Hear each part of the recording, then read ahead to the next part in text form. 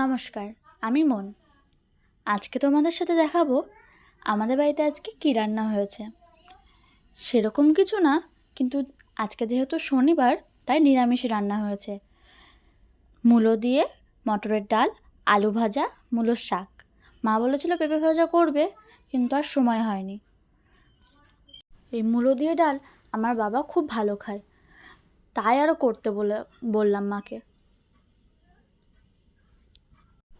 তেলে কালো জিরে ফোড়ন দিয়ে লঙ্কা ভেজে তার মধ্যে অল্প কটা মূলো দিয়েছি কুচিয়ে, এতে স্বাদ আরও ভালো হয়। আর মূলোটা লবণ দিয়ে মেখে রাখতে হয়, তাহলে মূলো যে তেতো ভাবটা মূলোর শাকে সেটা কেটে যায়। দেখো কত জল বেরিয়েছে, এগুলো সব হলো তেতো জল। নয়তো এরকমভাবে না রাখলে মূলোটা তেতো লাগে, মূলোর শাকটা তেতো খেতে লাগে। এই ফোড়নগুলো দিয়ে ডালটা সম্বার দেবো। ডালটা ফুটছে, শাকটা নামানোর পরে এই কড়াইতে দিয়ে দেবো। শাকটা নামিয়ে ডালটা সম্বার দেওয়ার পর এপাশে ভাত বসিয়ে দিয়েছি।